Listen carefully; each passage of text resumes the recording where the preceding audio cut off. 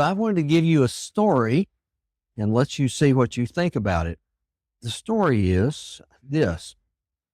Angela is a 42-year-old woman who recently moved into a mid-sized city in search of a fresh start.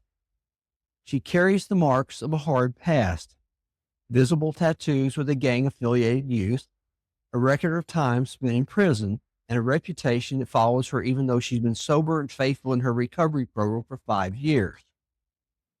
She now works part-time, cleaning office buildings at night, and spends her free time volunteering at a local food pantry. Angela visited a neighborhood church one Sunday. She slips into the back pew, hopeful but nervous. Most of the congregation is dressed in business casual. Angela wears jeans and a flannel shirt. No one speaks to her, not unkindly, but with a kind of distant politeness. She stays for the entire service, singing quietly and listening closely. When the service ends, she lingers for a few minutes, but leaves without a single meaningful interaction. She keeps coming back for 3 weeks, always sitting in the back and always leaving alone. So, what do you think Angela's plight is? Unfriendly church, okay. Why is the church unfriendly? Church is unfriendly in general? Way she looked, what did that have to do with that? Okay, those tend to go with, there's a halo effect there, if you will, about some of these things. Okay. She slips in, yeah.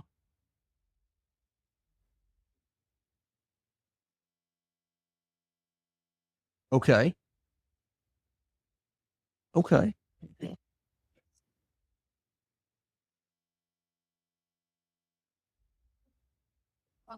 Offend, okay. Okay. So she's taking steps that she thinks will be helpful, okay. Holding the past against her. Do we do that? And I'm going to ask you a terrible question. Should we do that? I know the answer. You know the answer. But what do you think she feels when she comes to church like that? Unworthy? Okay. I'm surprised she came back 3 weeks. Isn't that an amazing problem? Question is, how does it feel to be excluded? Have you ever been excluded from something? Suppose you move to a new location and everybody already has their friends and you don't, and they don't want to include you in their circle. Does that happen? I can tell you it did. We moved here when I was in 8th grade. Hardest transition I ever made. Everybody already knew everybody for a long time. I was the outsider, and you could see the circle close. There's something very hurtful about that. And we don't like to be excluded. There are times that we wish that things would be different. But one year, when I was a teenager, I decided to do something just for spite. At that time, they were playing the Byron Nelson Golf Classic somewhere close to here, North Dallas. I thought, I wonder what it takes to get into that golf club. So I called. And said, how much does it cost to be a member at your club? There was this long pause while the man considered his answer, and then he said, you have to be invited to join.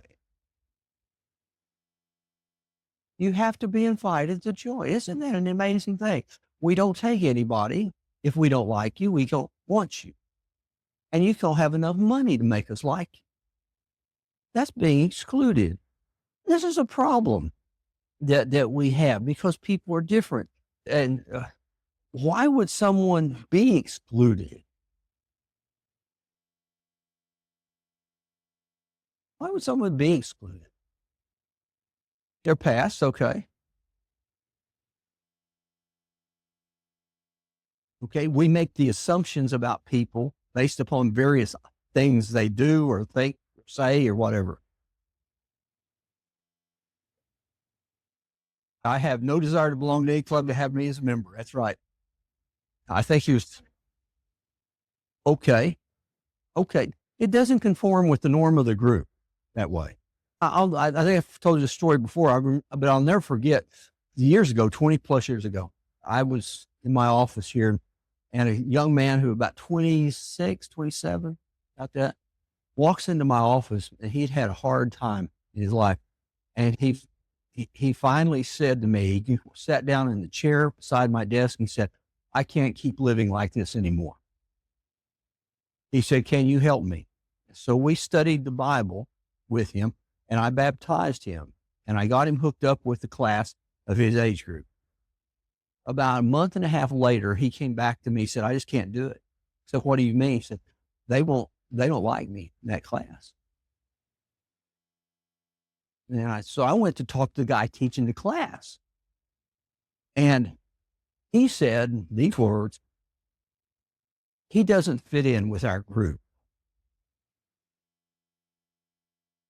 And I wanted to strangle that guy right then.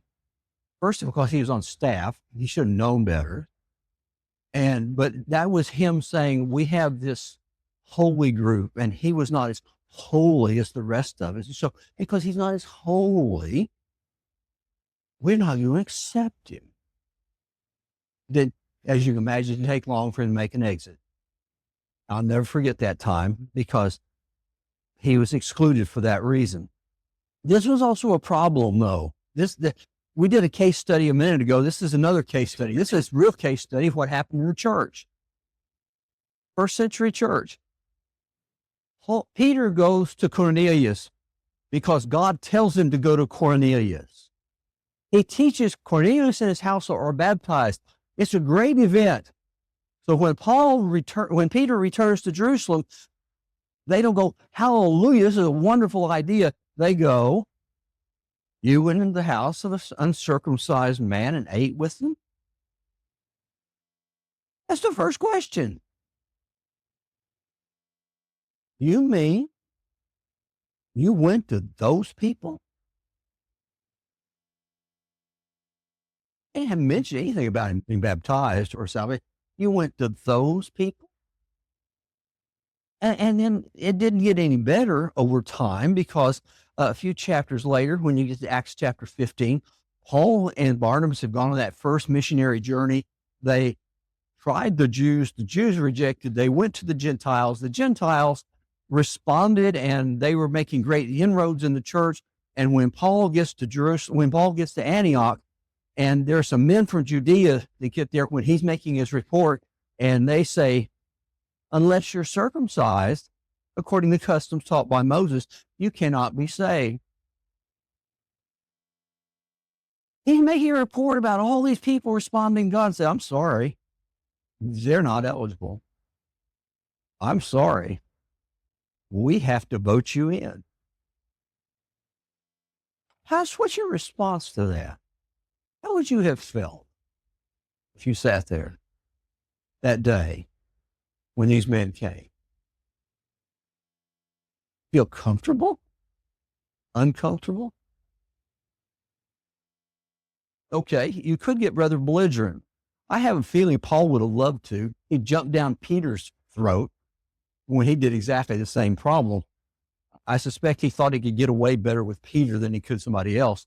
After all, there are some people one of the things I learned in ministry is you're an easy target because you can't get mad back. I've said there are some people who quit the ministry and become the head of the complaint department at Walmart because the job is easier. I know it's facetious, but it's not that facetious. So the question was on the untouchables. These were untouchables. These were people that you cannot, that are not acceptable to the good Christian people. These are the people that you don't think about being eligible for the kingdom of God. Now, that phrase for us just smacks of just terrible things. Eligible. But there was a time, and it probably still is, that there are people who are beyond the grace of God. They cannot respond. It's not that they don't want to. It's just that God won't take them because of who they are and what their past was and what they represent. We can't have that, as some people have said, sewing up these holy people. Now, so what does Jesus think about it? See, here's the problem for me is when Luke experiences this in Acts, he has this mindset that he says, I wonder what Jesus would have done. And so he investigates it. What would Jesus do? Now, the WWJD we use all the time, but he goes and finds out. What did Jesus do with the untouchables? And today we're going to look at that question because in the Gospel of Luke, that's there's a whole thing in Luke that is not in any other gospel about the untouchables. And there are three classes we're going to look at today. There's another one we're going to look at later, but this is the three we're going to look at today because of the essence of time. There are, first of all, lepers. Secondly, there are tax collectors. And third, there are, quote, sinners. We'll explain that in a minute. And these were the untouchables of the first century. These were the untouchables of the Jewish structure that was set up. And so the question is, what does Jesus do with lepers and tax collectors and sinners? Does he accept them, not accept them? Does he say, until we get you changed and cleaned up, we can't get you there? That's one of the things that has to happen. And so the first thing is lepers. Now, just a note about leprosy. Leprosy is not what we think about it today. Today, leprosy is Hansen's disease. Hansen's disease is a disease of the nervous system. And so it kills nerve endings to where you feel no pain. Now, it sounds like a wonderful idea. It's a horrible idea. For instance, you hit your thumb with a hammer. It hurts. Not if you have Hansen's disease. Not if you're a leper. It doesn't hurt. So you hit it again, and it doesn't hurt again. And you hit it over and over again. Finally, it's so damaged, it falls off. A sunburn on your face hurts, not for them. And so it just keeps getting burnt until finally your nose peels off. Think about what that's like. You're disfigured. Nothing works. You don't have any pain, but you also don't have a life at the same time. But in the Old Testament, in the first century church, it defined an array of skin diseases. Now, the skin diseases could be everything from what you see every drug company trying to treat today, like psoriasis, to some pretty serious diseases of the skin. But they were all lumped together as defiling diseases. Now, in the Old Testament, without going into a whole lot of trouble trying to explain this, the Old Testament was trying to teach something besides hygiene. It was trying to teach that God expects a certain standard, and therefore laws were given to regulate a standard and to pay attention to it. There's a lot more to it, but don't really have time to handle it. But the leper this is what they had to do. Leviticus chapter 13, it says that anyone with a defiling disease, that's that idea, must wear torn clothes, let their hair be unkempt, and cover the lower part of their face and cry out, unclean, unclean. That was your lifestyle. Now, how do you think that would affect a person's life if they had leprosy? What's that? He's ruined it. Okay. Okay. Why go on living? Yeah. It would make them, because all of a sudden you can't be with other people. You can't be with your family. You leave home. You can't see your children. You can't touch your children. You can't kiss your wife. You can't do any of those things. You can't go to the synagogue. Like COVID, but worse. And so they felt this way.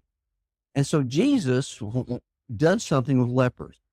I think it's interesting. We meet one situation, Luke chapter 5, where he is going through Galilee.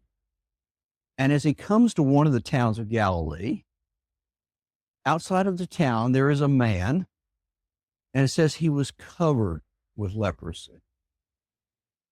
It's not a light case. This is serious.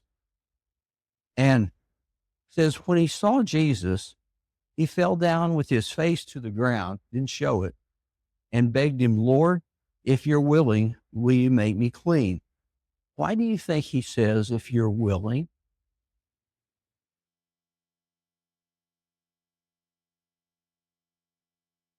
Okay.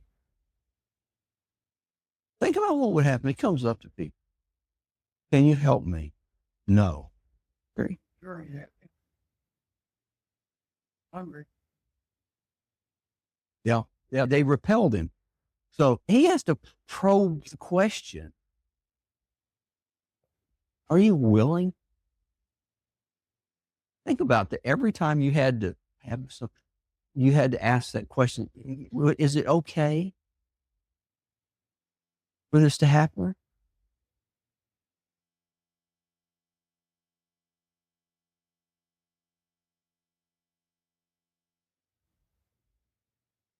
Okay. Yeah.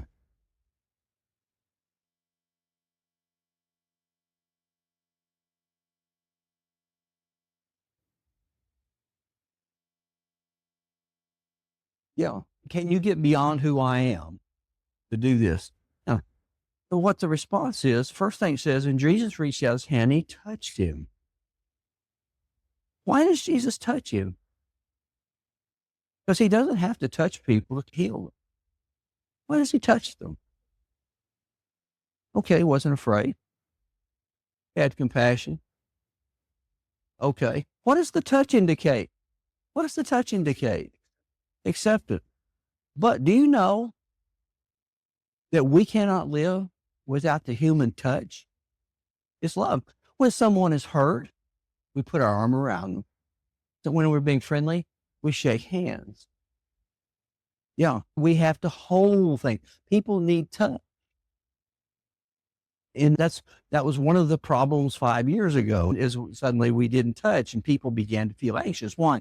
Because there's something built into us is if I'm a human being, I need you to help me by touching me. Now, this is a marital situation, I'll tell you. But if you want to make your spouse feel good, hug them for at least 5 seconds. I had to say that raises happiness hormones a lot. If your wife's grumpy, go up and hug her. See how that works out. She'll ask you, what did you do? Yeah, she'll say, okay, let me go now and tell me what you did. But you say, I just did it because you need me to hold you. And she'll, boy, that's going to unlaunch a discussion. So just be prepared. How do you think the man felt when Jesus touched him? Oh, was that? He felt like he's home. Okay, he's health. He feels like a normal human being.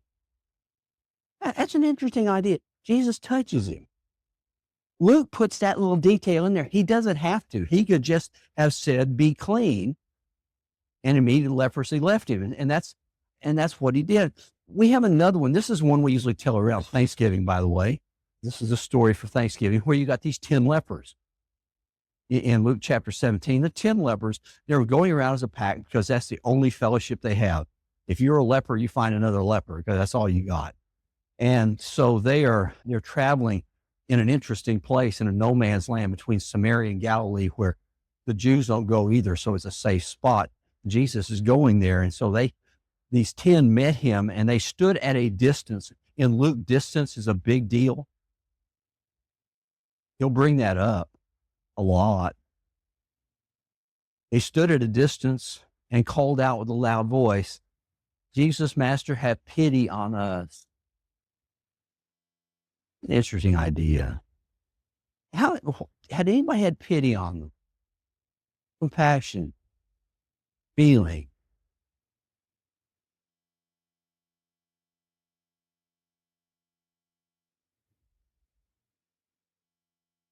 Okay.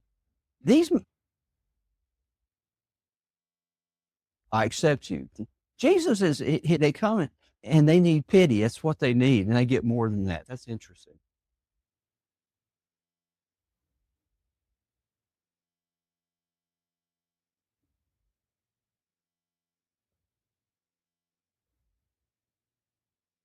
Yeah.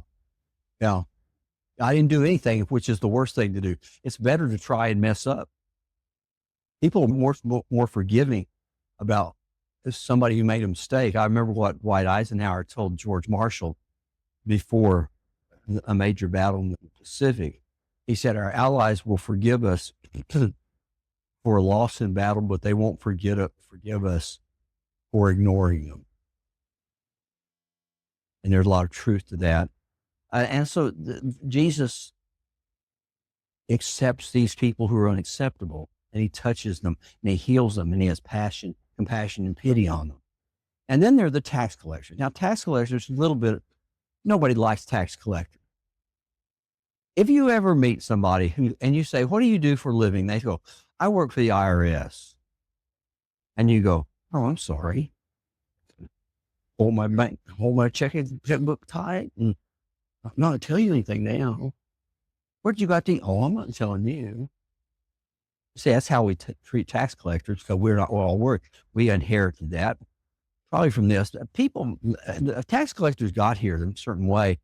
When the Roman Empire began to expand, they had to find a way to collect taxes, because you couldn't have tax collectors, every Roman officials at least. And then so what they did, they put all this stuff up for bid. We're going to put this out to the highest bidder. Highest bidder earns the right to be the contractor to get taxes. Okay, that does a lot of things by itself. First of all, it introduces the profit motive into the equation. The second thing, though, is that they collected extra fees, because if you had to bid to get this contract, you had to pay for the contract plus the taxes. But you couldn't do it by yourself. By the way, those guys, those Republicans, there's another class called tax collectors, because they would have to hire people to do the work. It became the first great pyramid scheme. I collect taxes from you. I go to the government. Well, I have 40 people and they're all paying me taxes. So I get wealthy, and below them, they all have to do that. And so they had all these people going around collecting taxes. And the only way they made money was they collected more taxes so they could pay the fee to their boss, who could pay the taxes to the Romans. You now have surcharge upon surcharge. There are multiple collections. They might come up to you and say, "I don't think you paid your taxes yet." She said, "Yeah, I saw you last week." He said, "No, I don't think so." What are you going to do? Take him to court? There are no courts. And sometimes they say, "Well, I'll have compassion on you. I've got a little money. Let me loan it to you at 300% interest a week." Well, that puts you in a no-win situation. You'll never get out of that kind of debt. And so they said, "If you can't pay, we'll put you in prison. Or worse, we'll sell your kids and your wife into slavery. And until you pay us, they're going to be a slave. And they'll never be able to pay you." That's what happened. You imagine why people felt like that? The law had this way. The Talmud, which was the written form of the oral instructions, like how you wash your hands and what you eat, when you eat, and how far you can go on Sabbath day's journey. They said that tax collectors are in the same category as murderers and robbers. Well, I tell you, that's high class stuff, isn't it? They were disqualified to be witnesses in courts. They're untrustworthy. And they were disowned by families. They became a tax collector. Don't come back for Christmas. We don't want to see you again. You have now become the black sheep of the family. We're not talking about you. And on top of that, if you wanted to lie to them, the Jews said, "Have at it. It's not wrong to lie to a tax collector. Can't lie to a rabbi, but you can lie to a tax collector." So there was this hatred, absolute hatred. Tax collectors, you never want to spend time around them. And yet we come to the passages in Luke, such as in Luke chapter 5, where it says that Jesus went out and he's looking for tax collectors. Most people, when they would come down the street, they saw a tax collector, they'd cross the street so they didn't have to see him. And so he looks and he sees a tax collector. His name is Levi. We know him as Matthew. He's sitting at his tax booth and he says, "Come and follow me." He's asking a tax collector to become one of his disciples. That's out of the ordinary. And so he follows Jesus and he has this big party for his fellow tax collectors on his retirement. And Jesus is invited. Whole room full of tax collectors and Jesus. And the Pharisees come along and says, "Why does he do that? Why does he eat and drink with tax collectors and sinners?" Now, well, what would most people think about what Jesus does in this story? What would they think about it? He is condoning, okay, he's going along with their ruse. If you like them, you must not like us. Us and them kind of situation. And the more famous passage is in Luke chapter 19 with the little man Zacchaeus. Yeah, it says a lot of things. He said he wanted to see who Jesus was, but because he was short, he could not see over the crowd. And so he climbs this tree. Why do you think he climbs the tree? Okay. I think there's a little more to that story. Get above the crowd. If you're at a parade and you want to see somebody, you start nudging to the crowd, don't you? He wants to be behind the crowd where they can't see him so he can catch this glimpse of Jesus and make him get away before they find him. How do you think the people of Jericho thought about him? Poorly. When Jesus says, "I'm going to go to your house," how did they react?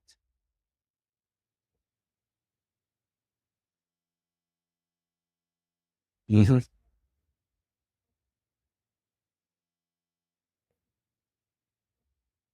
There goes him. That's right. He said, it says all the people saw this and they began to mutter. The word mutter means to complain under your breath.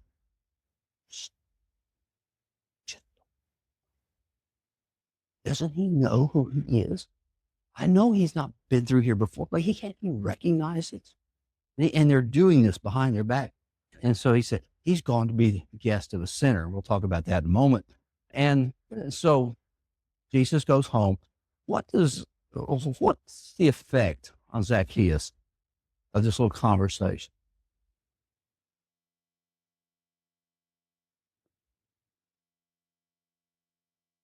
Okay.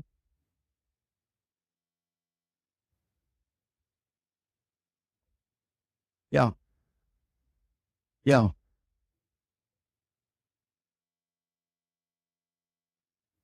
Yeah.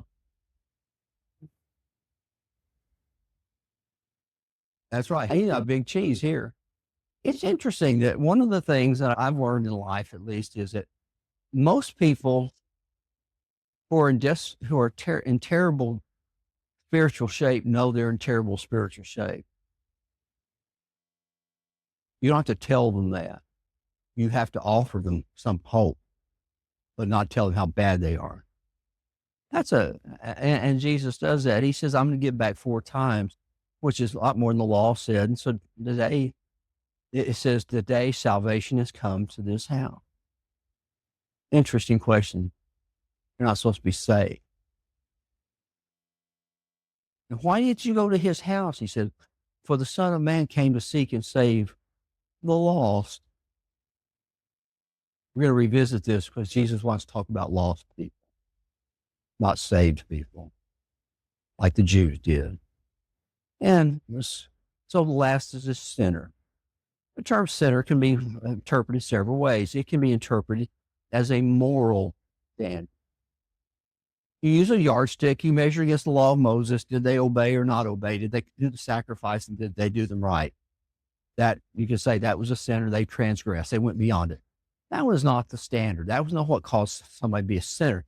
There's a different standard. It's a Pharisee standard. The Pharisees the term means separatists. They separated themselves out. They were going to be above and beyond the average person.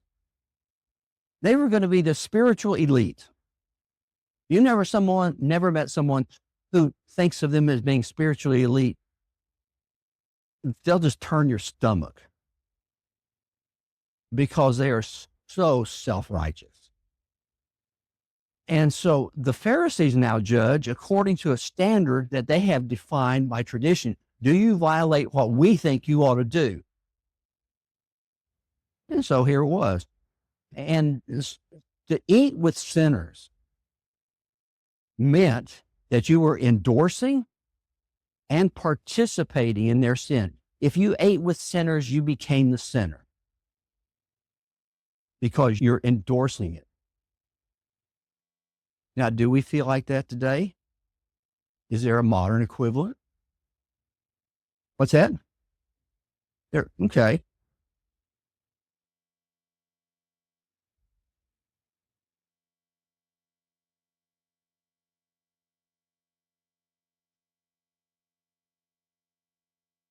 Okay.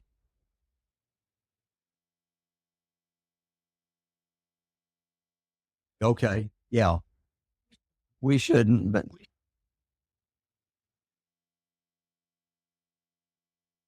okay.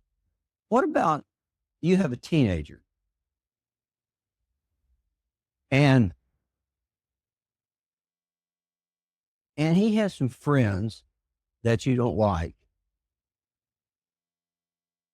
and you will say you need to drop those friends because they're going to think you're like one of them. And see, that's what they were going to say about Jesus. You must be like one of them. And so, sure enough, he goes to a Pharisee's house in Luke chapter 7. He's invited to have dinner at the Pharisee's house. It's a nice, pristine dinner. Sit down. They got china and silver. Okay. It's the kind of place that you don't worry about too much. And so, as he's there, there's an exclusive invitation list, and they have excluded all the wrong people. And suddenly, out of the shadows, there comes this woman. And how do you think Simon, being a Pharisee, changes this whole scene that Luke writes about?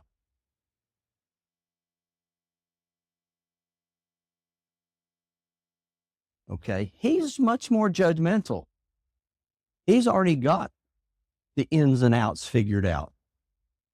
And so it says that Jesus goes on, this woman comes up and she's lived this, it says sinful life.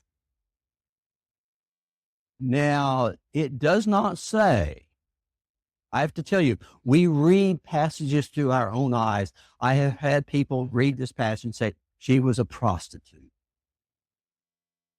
It does not say that. You may infer it, but it's your inference, not Jesus's or Luke's. She lived a sinful life, and she learned that Jesus was eating the Pharisees' house, and so she comes in. Why do you think she had such a bold act? She knew what was going to happen. Why'd be so bold? Okay. Okay. This is a case where Jesus is going to prove a lesson. He didn't arrange this, but he used it. He always uses things. And so she comes and she anoints his feet with the perfume, expensive perfume, and wipes his feet with her hair and kisses his feet. And Simon's response is, if this man were really a prophet, he would know who was touching him and what kind of woman she is. She's a sinner.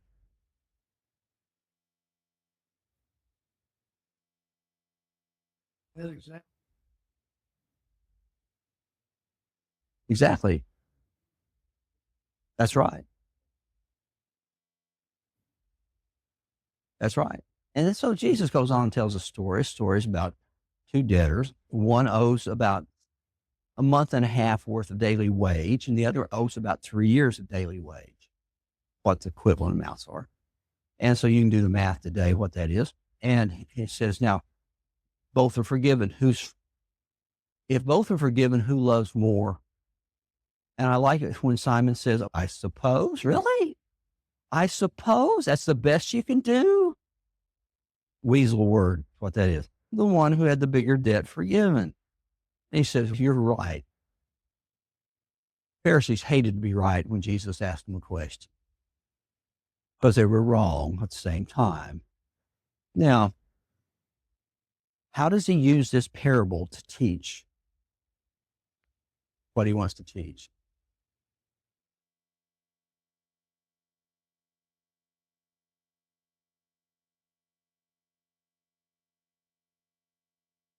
Yeah. He infers that the one that owed a little bit still had to be forgiven because he was still a debtor. Yeah, I'm not sure if Simon thought he was in that category. But he was in that category, just not as bad, perhaps. And so he says, therefore, her sins have been forgiven for as her great love has shown. So he forgives her, something no one else has seemed to do. Now, the question we often ask is what barriers keep people coming to Jesus today? They may not be physical leprosy. They may not be that they have violated some religious standard somewhere else, and it may not be that what their profession is. But there are still people who will walk in this church today who will turn around and leave because I don't feel like there's anything here for me.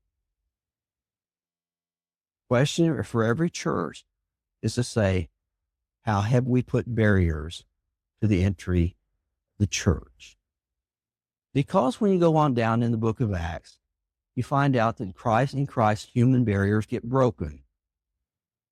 When Peter responds, when he replies to Cornelius, he says to Cornelius, God does not show favoritism, but accepts from every nation the ones who fear him and does what is right. It's not about the Jews, it's about everyone. When he's on the Areopagus and he's finishing up his speech, it's going to give mixed reviews at best. He says, but now God commands all people everywhere to repent. Something all have to do. Next week, we're going to move on to another subject, but we're going to end right now. We'll see you again next week.